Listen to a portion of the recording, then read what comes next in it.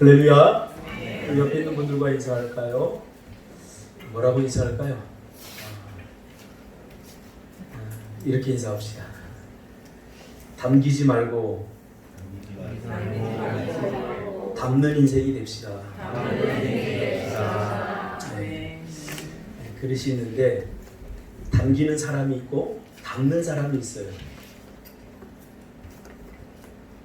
두 부부가 행복하게 사는 비결은 서로가 담으려고 해야 됩니다. 담으려고. 남편이 좀 꼴 보기 싫은 일을 해도 여자가 이렇게 담아야 돼요. 또 여자가 또 조금 더 까다롭게 굴어도 남편이 그걸 좀 담아야 돼요. 그래야 문제가 생기지. 담지 못하니까 쨍그랑 자꾸 부딪혀서 싸우게 되는 겁니다. 우리 신앙생활도 마찬가지입니다. 예수께서 우리 죄인된 우리를 담아주셨기 때문에 우리가 지금 이렇게 살아가고 있는 거죠. 그래서 담는 인생들 되시기를 주님의 이름으로 축복합니다. 오늘 이 말씀 중심에서 저번 주에 부활절을 지켰지만 우리가 부활에 대해서 조금 더 생각해 보려고 합니다. 그래서 부활을 산 사람이 부활을 믿는 사람이다. 핵심이 뭐냐면 믿는 사람은 살게 되어 있다는 거예요. 믿는 사람은 믿는 대로 살게 되어 있다는 거예요. 이게 거부할 수 없는 진리죠. 살지 못하는 것은 믿지 못하기 때문이다. 약간 극단적이긴 하지만 결국 그런 결론에 도달할 수가 있습니다. 하나님의 말씀대로 살면 복이 있다라는 것을 믿는 사람 말씀대로 살 수밖에 없죠. 뭐 여러 가지 핑계를 댑니다. 시간이 없어서 근데 결국은 다 핑계일 뿐이에요.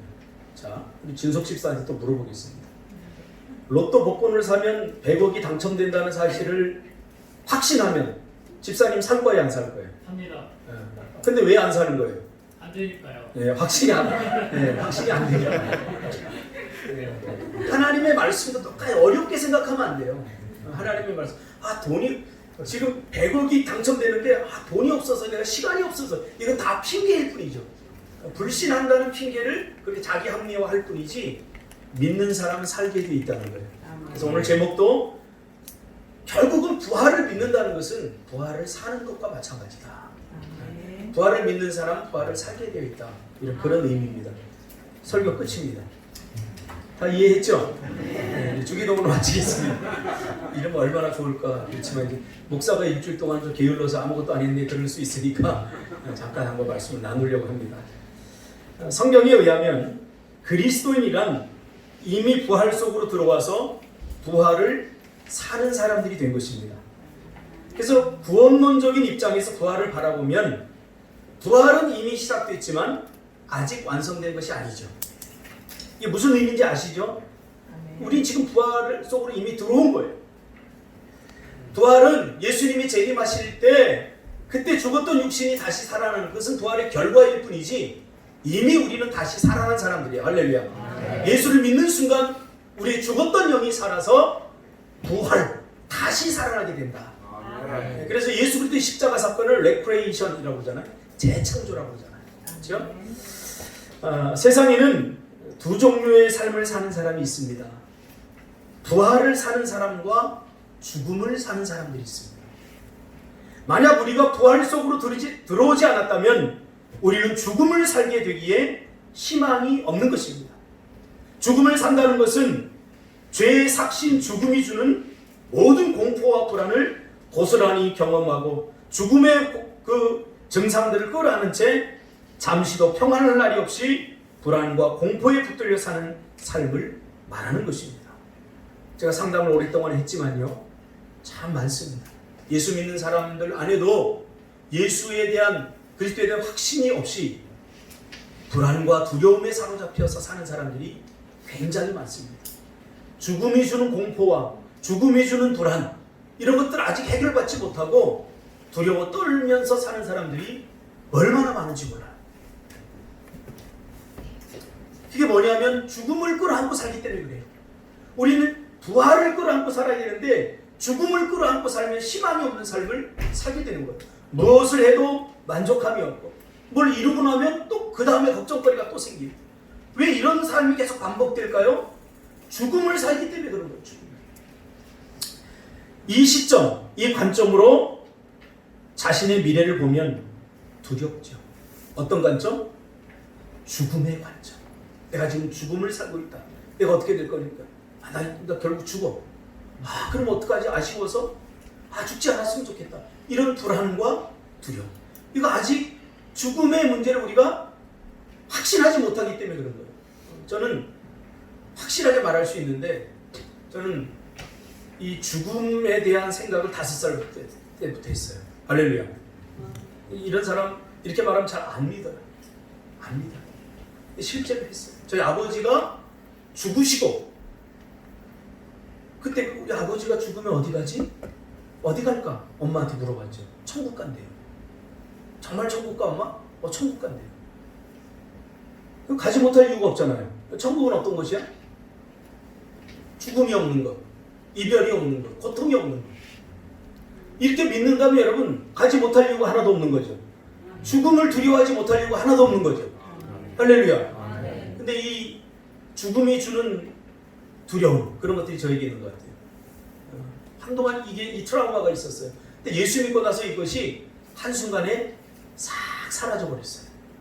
물론 아쉬움은 있겠죠. 제가 죽으면 사랑하는 사람들과 잠시 헤어지는 아쉬움이 있겠죠. 그 아쉬울 뿐이지 이 죽음이 나에게 공포가 절대 되지 못합니다.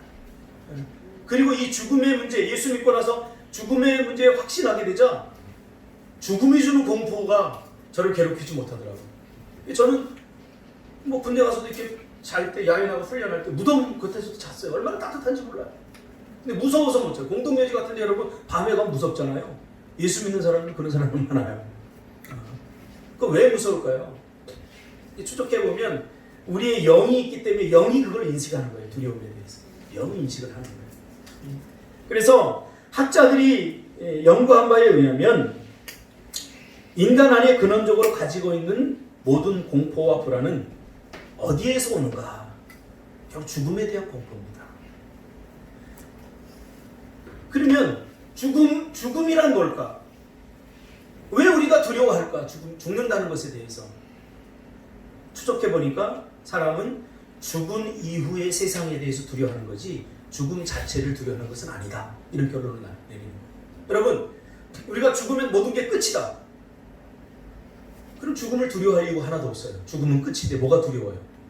흙으로 다 돌아가 버리고. 그런데 우리 인간 안에는 하나님께서 영혼을 영적인 존재로 만들었기 때문에 죽은 이후에 문제가 해결되지 못한 사람, 죽은 이후에 내가 어디로 갈 것인가에 대해서 아직 확신이 없는 사람들, 그것이 두려움으로 존재하게 된다는 거죠. 그래서 죽음에 대한 공포, 그것은 죽은 이후의 세상에 대한 공포다, 두려움이다. 이렇게 학자들은 결론을 내립니다. 그러면 반대로 부활을 산다는 것은 죽음이 주는 고통, 불안, 두려움을 이겨내는 삶을 말하는 겁니다. 그리고 죽은 이후의 세상에 대해서 천국에 대한 확신으로 우리가 살아가게 되어 있는 거예요. 죽은 이후에 어디 가요? 천국 가죠. 천국 가죠. 이 부활의 소망이 사도 바울 안에 들어오자 사도 바울은 뭐라고 고백한 줄 아세요? 그러니까 이 성경의 저자들이 어떠한 베이스 속에서 이 고백을 했는가를 이해하는 게 굉장히 중요해요. 그렇지 않고 문장을 따로 떨어뜨려서 이해하면 이게 잘못된 해석이에요. 이 사도 바울이 이 부활의 소망이 가득한 자기 안으로 가득 들어오자 사도 바울은 이렇게 고백을 합니다. 내가 살아도 좋고 죽어도 좋다. 이 말은 뭐냐면 삶의 욕망과 죽음의 욕망이 똑같다는 거예요. 뭔 말인지 알죠? 짜장면집 가서 우리가 짜장 먹을래? 짬뽕 먹을래? 아무거나 다 좋아. 그건 뭐예요? 짜장 먹어도 좋고 짬뽕 먹어도 좋다는 거예요. 이 두 가지 욕망이 다 있다는 거예요. 근데 보통 사람들은 짜장을 시켜놓고 짬뽕을 쳐다보면서 저거 시킬 걸. 짬뽕을 먹으면서 짜장 먹는 사람 맛있게 보이니까 저거 시킬 걸. 그럼 후회를 하잖아요. 이건 50대 50이 아니에요. 균형을 이룬 게 아니에요. 사도 바울이 부활의 소망이 내 안에 싹 들어오자 나는 살아도 좋고 나는 죽어도 좋다. 살고 싶은 마음과 죽고 싶은 마음이 반반, 영적 균형을 이루는 거죠. 그러니까 성도 안에는 이 두 가지 진자 운동이 매일 일어나야 돼요. 죽으면 너무 아쉬울 것 같아. 죽으면 두려워. 그 마음이 크면 죽음 쪽으로 내가 기울는 거예요. 이거 죽음을 사는 사람. 그렇죠? 삶과 죽음, 이 진자운동이 매일 일어나야 돼요. 살아도 좋아. 살면 이 세상에서 우리 사랑하는 가족들과 사랑하는 사람들과 함께 하나님의 사명을 이루고 뜻을 이루며 사니까 좋은 거고, 죽으면 또 천국 가서 하나님과 함께 사는 것이니까 좋은 것이고, 이 진자운동이 매일 일어나야 돼요. 아직도 여러분, 준석 집사님, 네. 죽고 싶어요, 살고 싶어요? 반반입니다. 뻥치네. 절대 거짓말이에요. 결혼한 지 뭐 1년도 안 된 사람이 죽고 싶겠어요, 반드시? 더 살고 싶겠죠. 그러니까 이 진자운동이 지금 이 삶 쪽으로 많이 기울어진 사람이에요.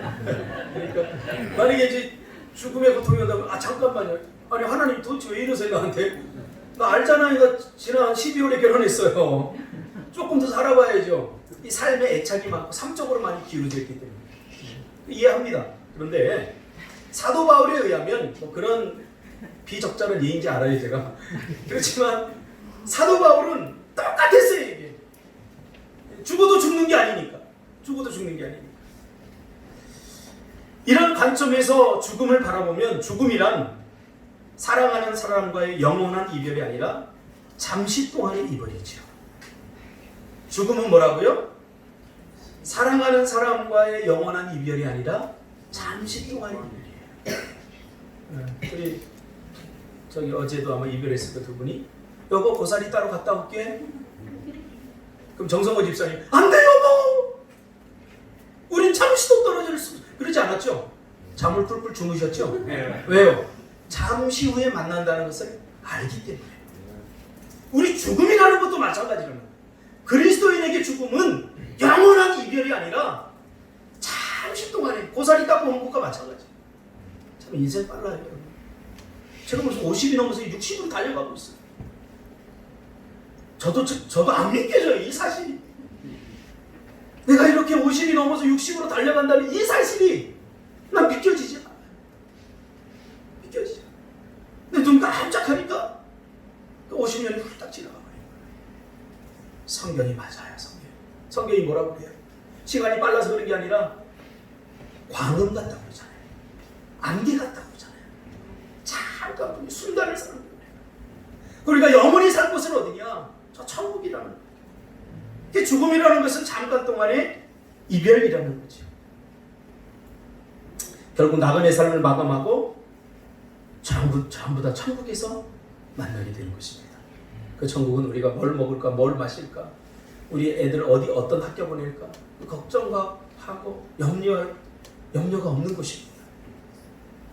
그래서 우리가 이 땅에서 죽으면서 남겨야 할 말은 이 말이에요.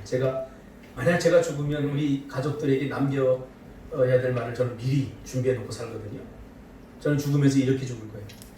얘들아, 잠시 후에 보자. 얼마나 멋지지 뭘. 내가 감동이면 봐요. 멋지지 않습니까? 죽으면서 나 죽기 싫어 이렇게. 이건 그리스도인이 잘못 사는 거야.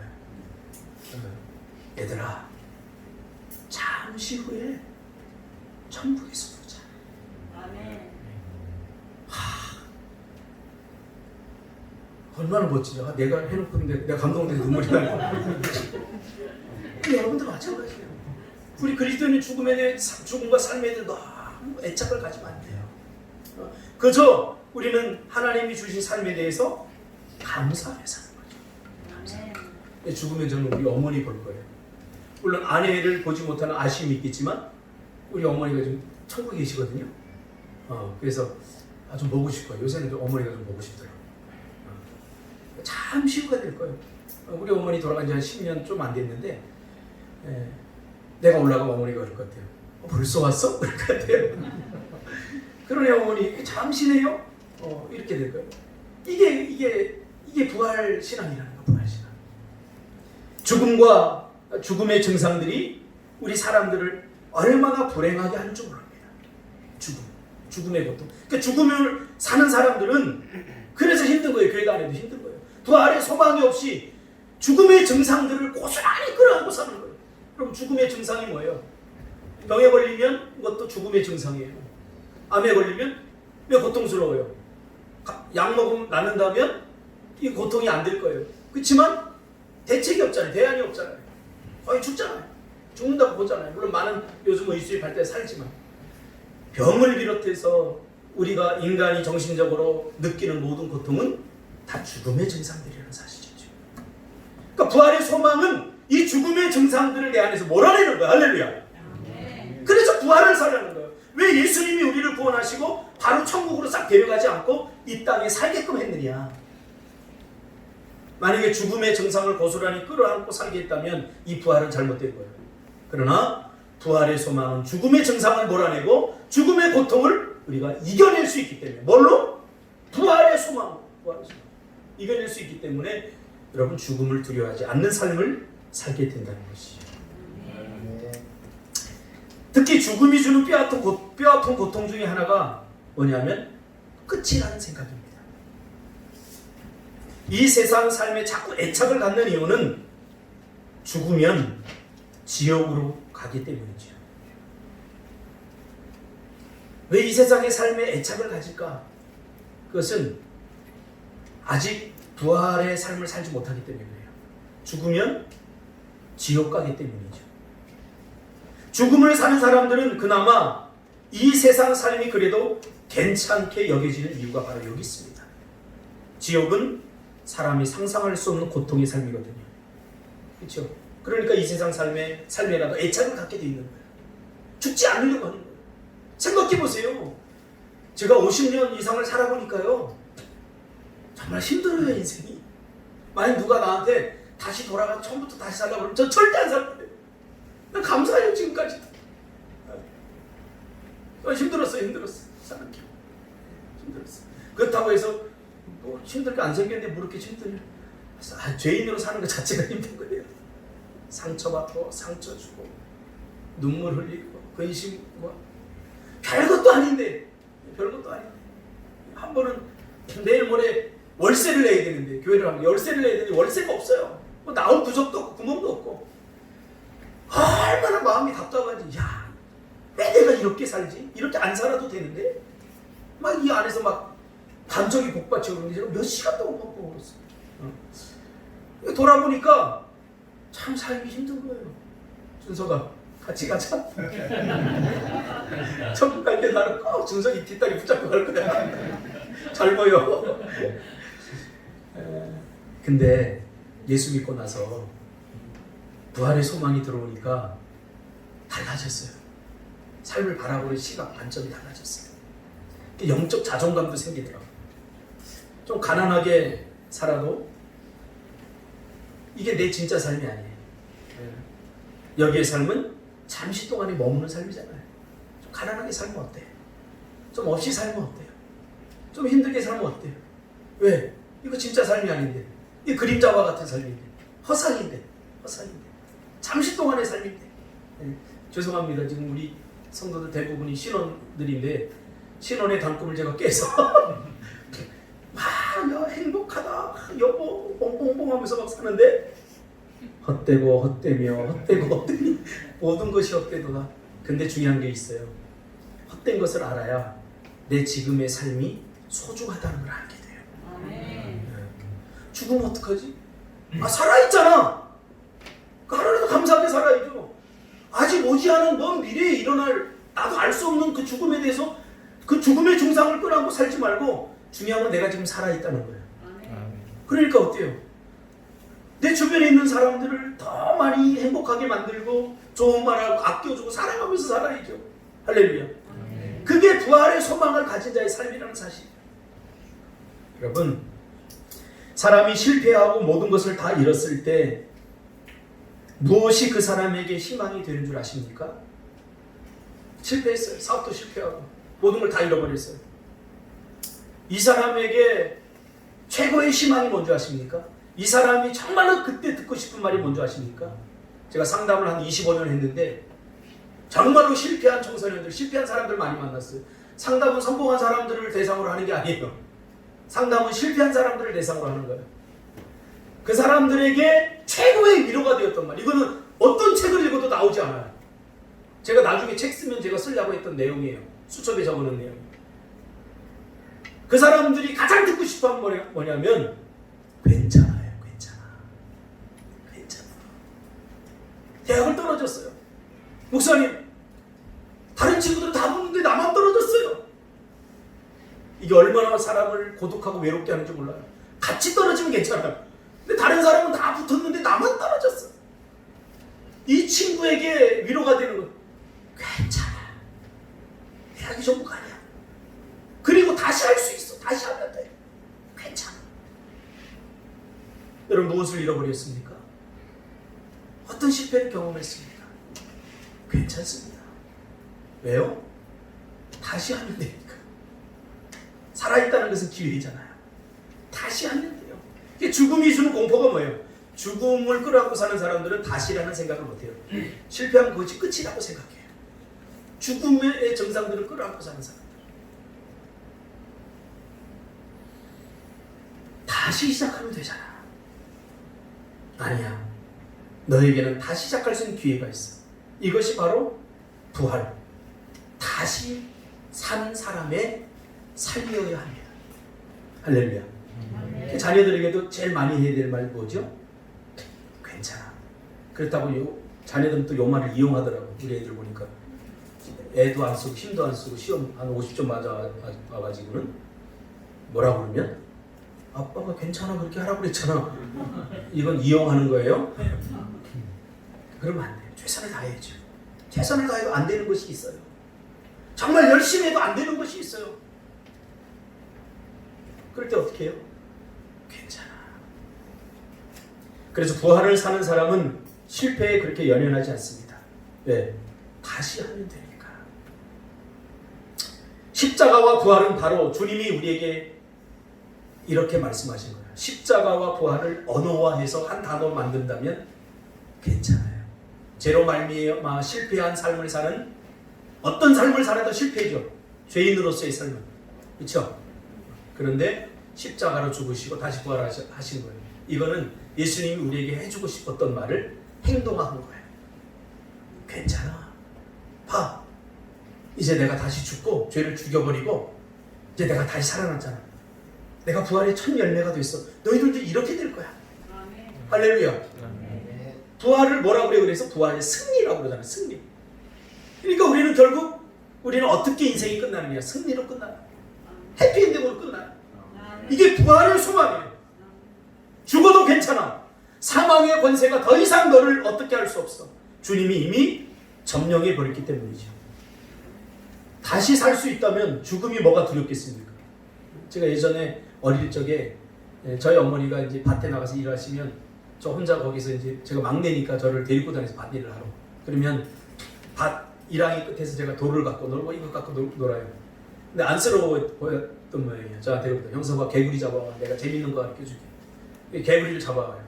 그리고 어머니가 딱, 지금 보니까 어머니가 직접 잡을 수도 있었는데 왜 나보고 잡으라고 그랬지? 잡아 갖다 드리면 다리를 잡고 땅에 탁 쳐요. 그러면 기절하죠? 근데 어린 마음에 어머니 저한테 뭐라고 그래요? 야, 개구리 죽었어. 죽었어. 근데 진짜 숨도 안 쉬고 하고 있으니까 죽은 거예요. 근데 그 죽은 그 위에다 돌을 쌓고 무슨 주문을 가르쳐줘요. 그 주문은 제가 잊어버렸습니다. 살살 하면 이 개구리가 다시 산다? 그러는 거예요. 그래서 제가 개구리를 잡아놓고 호기심 많잖아요. 개구리를 내가 살릴 수 있다니 돌을 요만큼 쌓아요. 그리고 주문을 어머니 가르쳐준 거 개구라 뭐라고 해서 한번 가르쳐줬는데 지금 잊어버렸어요. 그리고 돌을 다 넣으니까 진짜 개구리가 살았어요. 기절했다가 잠시 회복한 거예요. 죽음이라는 그런 거예요. 죽으면 다시 살 수 있다면 죽는 거예요. 사도 바울은 이 부활 신앙을 알았기에 나는 날마다 죽는다고 했어요.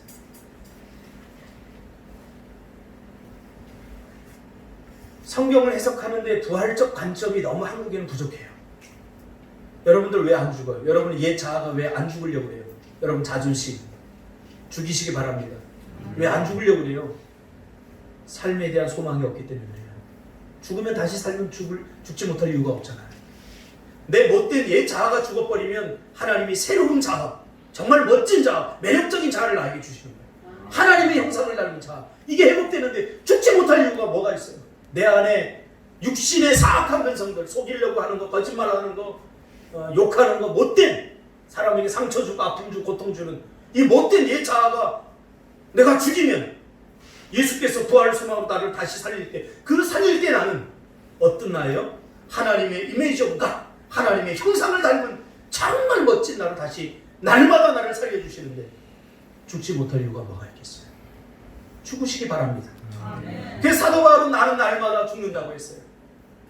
자존심까지도 아무것도 아니더라고요. 부부싸움하고도 저는 지금까지 제가 먼저 잘못했다고 그랬어요. 할렐루야. 네. 여보 잘못했어. 때로는 내가 잘못하지 않았는데도 잘못했어 그러면 여자들은 다 알아요. 왜? 남자가까지 담아야죠. 여자를 이렇게 담아야죠. 이렇게 여자한테 담기려고 해요. 그러면 안 돼. 담아요. 누구를 믿고 결혼했겠어요? 저는? 나를 믿고 결혼했겠잖아요. 그럼 최고의 서비스를 다 해야 됩니다. 할렐루야. 근데 지금 사모가 저를 째려봐요. 지는 못하면 지는? 막 이러면서 째려봐요. 그러나 설교자의 사명은 이렇게 하는 거기 때문에 저의 아픔과 고통을 이해해 주시기 바랍니다. 그래도 저 열심히 합니다. 저 열심히 해요. 그러니까 할 수 있죠. 여러분,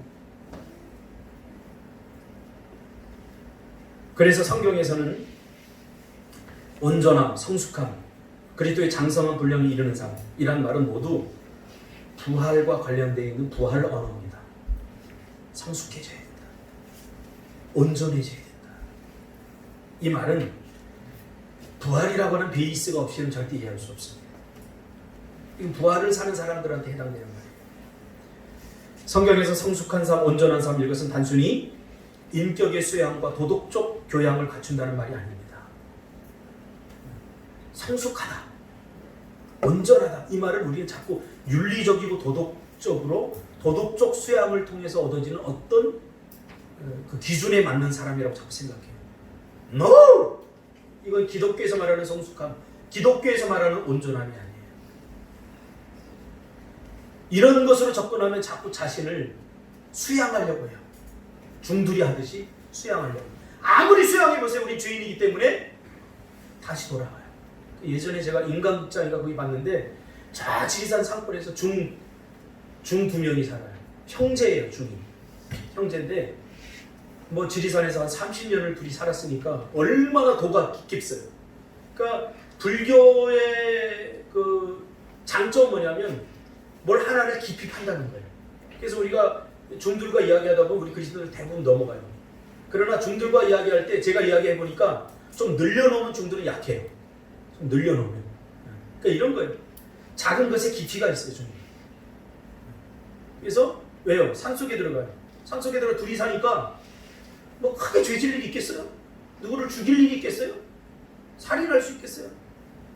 근데 여기에 속는 거예요. 두 중이 하면서 막 하는데 마치 너무나 도가 깊은 사람들처럼 이러면서 하는데요.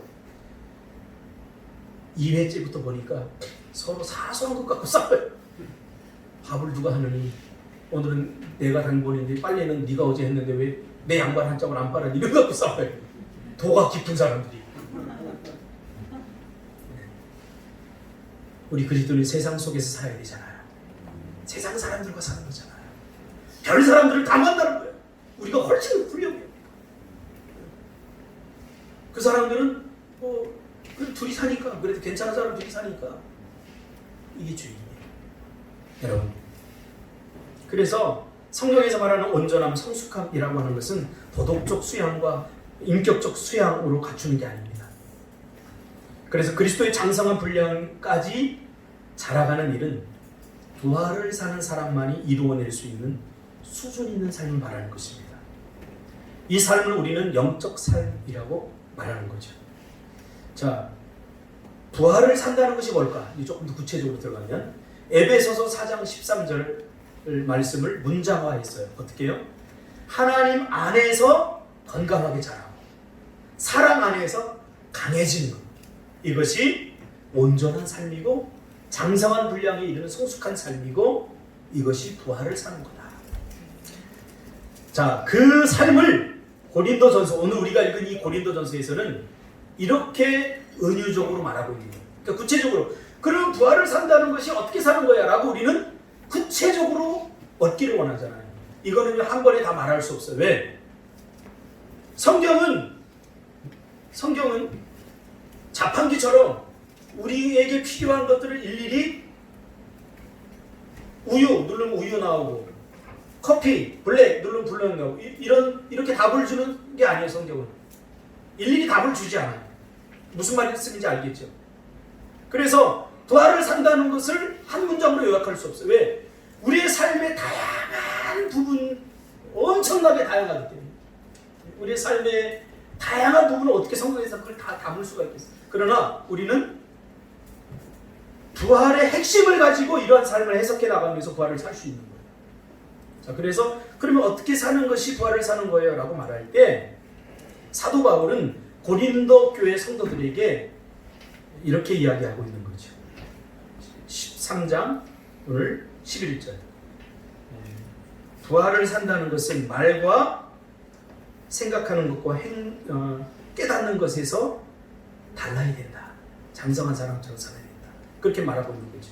사실 고린도 전서는 이 15장은 사랑장이라고 하는데 왜 사랑장이라고 하는지 모르면 단순히 도덕적이고 윤리적인 수준에서 사랑을 자꾸 이루려고 해요. 그러다 보니까 사랑해야 돼. 성경에서 사랑하라고 그랬어. 근데 사랑이 안 되는 거예요. 이게 뭐냐면 도덕적이고 윤리적인 접근으로 하니까 사랑이 잘 안 되는 거예요. 이거를 부활의 장으로 넘어와야 돼요. 그래서 고린도전서 15장을 부활장이라고 하는데 사실 부활에 대한 이야기는 13장에서 이미 시작하고 진행하고 있는 것이고 15장에서는 마무리하고 있는 겁니다. 그러면 고린도전서 13장 10절에서 뭐라고 그러냐면 이런 이야기가 나와요. 온전한 것이 올 때는 부분적으로 얻은 것이 피하리라. 온전한 것이 올 때, 온전함이란 말이 나왔죠. 온전한 것이 올 때는 부분적으로 얻은 것이 피하리라 라고 말씀하고 있죠. 그러면 구체적으로 부활을 산다는 것이 어떻게 사는 것인가 오늘 본문을 통해서 결론을 지으려고 합니다.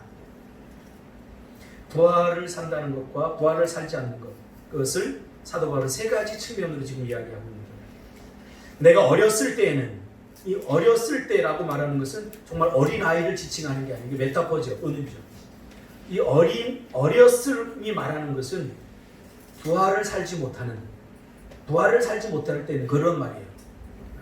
그러니까 어렸을 때는 부활을 살지 못할 때는 말하는 것이 어린아이와 같고 깨닫는 것이 어린아이와 같고 생각하는 것이 어린아이와 같은 거예요. 그러니까 어린아이와 같은 말을 하면 어때요? 상처 주죠, 사람에게. 좀 성숙한 사람은 어때요? 예를 들면 인우 집사님이 저한테 선물을 해주는데 이건 내가 정말로 받고 싶지 않아, 내가 별로 좋아하지 않는 선물이에요. 그러면 그걸 받을 때 어린아이들은 바로 나옵니다. 싫어. 정말 인우 집사님이 최선을 다해서 이 선물을 준비해서 나한테 줬는데 어린아이 같은 사람은 어떻게 싫어라고 바로 얘기해서 그 사람이 상처를 줘요. 그러나 성숙한 사람은 어때요? 헤아리죠. 인우 집사님이 이거를 내가 비록 좋아하진 않지만 저렇게 열심히 일을 해가지고 저렇게 해서 저거를 돈을 모아서 나한테 선물을 하는구나. 그러니까 내가 비록 싫어하더라도 집사님 너무 고마워. 나 감동했어. 이렇게 해주는 거예요. 이게 성숙한 거죠. 말하는 것, 또 생각하는 것, 깨닫는 것, 이 세 가지에서 나온다는 거예요. 어린아이가 가리키는 것은 로마서 8장 5절에 의하면 육계에 젖어 있는 사람, 영적인 사람이 아니라 육적인 사람. 그러니까 육신을 따르는 자는 육의 일을, 영을 따르는 자는 영의 일을 생각하나니 육신의 생각은 사망이요 영의 생각은 생명과 평안이다. 부활과 다 연결되어 있는 거예요. 육신적 삶, 부활의 삶.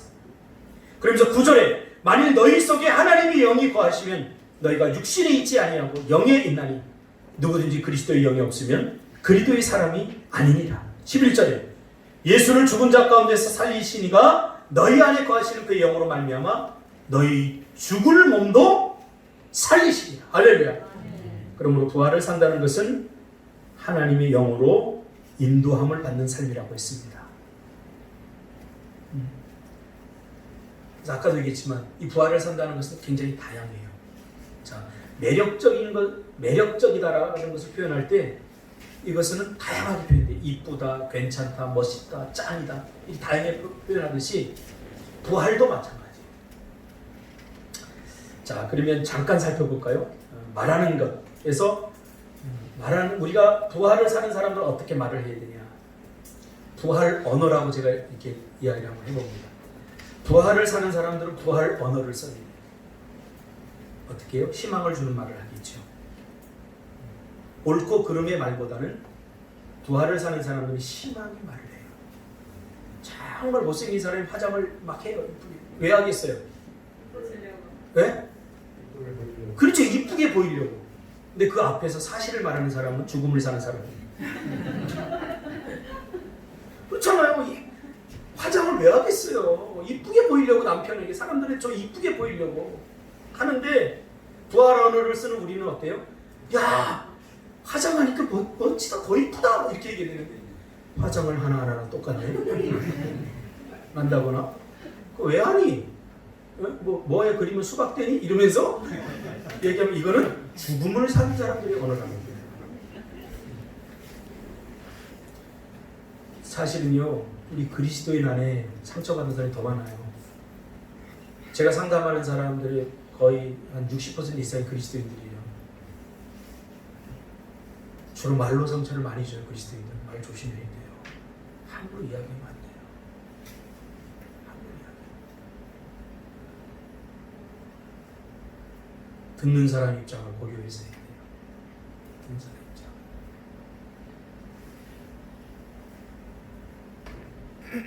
희망을 주는 말, 부활언어로 써야 돼요. 그 말을 듣고 용기를 낼 수 있는 말. 예수님이 그랬잖아요. 사실 우리가 뭐 그렇게 대단한 사람들입니까? 근데 하나님이 우리를 뭐라고 그래요? 온 천하보다 귀여워. 이 말을 들으면 마음에 와닿지 않아요. 근데 구원을 얻고 나서는 이 말이 너무 느껴져요. 이게 그냥 이빨 립 서비스가 아니었구나. 정말로 하나님은 나를 이 천하보다 귀하게 생각하시는 거예요. 그래 내가 이렇게 살면 안 되잖아요. 나를 좀 가꾸잖아요. 갖고 있잖아요. 죽음을 사는 사람들은 죽음의 언어, 상처를 주는 언어, 죽음의 증상을 느끼게 하는 언어를 사용하죠. 우리 꿈틀교회 성도들은 그러면 안 되겠죠. 그러니까 여러분이 부활을 믿는지 안 믿는지는 여러분이 어떤 말을 쓰는지를 보면 알아요. 어머니에게도 밥 먹고 나서 꼭 잘 먹었습니다 해야죠. 엄마 고마워. 엄마들이 얼마나 하는데 남편들도 마찬가지. 여자가 열심히 해서 올려놓으면 뭐 반찬이 맛이 있느니 없느니 죽음의 증상이 가득 찬 사람이 있어요. 어떻게 그런 말을 하죠? 그런 사람은 바로 빰샤리를 날려버리고 살 필요도 없어요. 그럼 먹으세요. 첫 드세요. 얼마나 그렇게 했는데 그거를 뭐 맛이 있는 게 없는. 저는요 지금 물어보세요 집사람한테. 저 25년을 지금 살지만 저는 뭘 갖다 놔도 먹었습니다. 불평 한마디 없습니다. 신혼 때부터 지금까지 집사람이 하는 말이 있어요. 대충 먹자 오늘. 우리 매일 대충 먹습니다. 그래서 단 한 번도 저를 거기에다가 놓고 뭐 반찬이 많느니 몇 가지니 뭐 국이 짜니 맞습니다 저는. 그거는 만든 사람 예의가 아니에요. 만든 사람 예의. 저 드시는 게 부활을 사는 사람이에요. 뿐만 아니라요. 언어라고 하는 것은 말이 대표적이지만 말이 전부는 아닙니다. 비언어적 언어가 있습니다. 우리의 표정, 우리의 태도, 풀 뽑자. 그런데 마지못해서 이렇게 이건 저를 욕하는 거예요.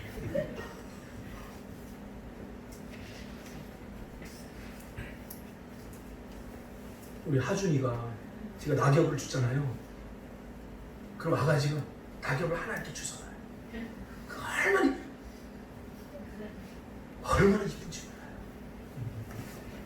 여기 이렇게 많은 새끼들이 사는데 한 새끼도 이거 내가 낙엽 쓰는 거 목사님이 당연히 쓰는구나라고 생각하지 어떤 새끼도 어떤 년도 와서 같이 하려고 하는 새끼들이 없는데 저 하준이 저거 내가 잘한 거야. 와서 이렇게 줄 서줘요. 부활을 산다는 것을 너무 허황되게 생각하지 마세요. 내 주변에 있는 사람들도 행복하지 못하게 하면서 어떻게 세계에 있는 사람들 구원하겠다고요? 하나님이 웃어요. 하나님이 웃어요. 표정, 태도, 그렇죠? 참 저는 어제 세상에 태어나 처음으로 꽁치를 먹어봤어요. 꽁치회를. 꽁치는 너무 작아서 회뜨기 불가능하기 때문에 사람들이 귀찮아서 안 먹어요. 못 먹는 게 아니에요. 그리고 잡으면 금방 이게 죽어 돌아가시기 때문에 안 돼요, 잘. 근데 어제 전화가 왔어요. 제가 그랬거든요. 정상원 집사님, 꽁치도 이런 먹어요. 한번 먹어보고 싶네요. 그랬더니 어제 힘드셔요. 고사리 사역을 하고 태워도 좀 힘드실 텐데 잠깐 나가서 꽁치를 20마리 잡아요. 20분 동안. 꽁치 잡기 달인이에요. 전화가 와서 목사님! 그러니까 여기서 느껴져요. 야, 이 집사님이 나 이렇게 사랑하는 거. 목사님! 꽁치 잡았어요! 하는데 저 저녁 먹었어요. 그러면 상처받을 것 같아서 예, 빨리 오세요! 그래서 어제 꽁치를 먹었는데 아직도 지금 배가 나왔어요. 집사님이 나를 사랑한다고 말한 적은 단 한 번도 없죠. 그러나 저는 그 꽁치회를 뜨는 모습을 통해서 사랑을 얼마나 많이 느꼈는지 몰라요. 값싼 말을 통해서 사랑한다 뱉기보다는 사랑을 느낄 수 있게 비언어적인 몸짓 하나, 행동 하나. 예수님이 그랬잖아요. 예수님 우리를 말로만 사랑했나요? 그리스도께서 우리를 위하여 십자가에 죽으시니 우리에게 대한 자기의 사랑을 확증하셨다. 아멘.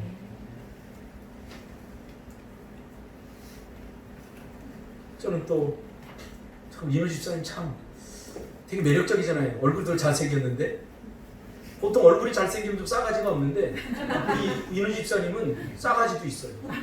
진짜요. 제가 고사리를 이걸 따다가 이렇게 해서 말려서 해서 교회 1층에 널어요. 그거에 대한 미안한 마음을 갖고 있더라고요. 저한테 미안해 말한 적은 없지만 저는 알아요. 왜냐하면 그걸 늙어서 옥주 집사님과 둘이 옥미주 집사님과 둘이 죄송해요. 짧게 하려다 보니까 거기에 피해가지 않도록 그 뭐죠? 청소기로 다 깨끗이 정리하고 가요. 그래서 저 양반들 반드시 성공하겠다. 반드시 행복하겠다. 그 생각을 해요. 아멘. 그러니까 다른 사람이 나를 싫어하면 싫어하는 이유가 있어요. 그걸 자꾸 다른 사람 탓으로 돌리면 안 돼요. 먼저 나의 행동, 나의 말, 나의 뭔가를 자꾸 살펴봐야죠. 그래서 저 지금까지 이노 집사님 싫다고 한 사람 없을 거야. 꼭 말로 해야 됩니까? 행동. 이게 비언어적인 모습. 뒤에 더 많은데 오늘은 시간이 너무 욕할 것 같아서 그 다음에 깨닫는 것, 생각하는 것은 다음 주에 하도록 그렇게 하겠습니다. 기도하겠습니다. 하나님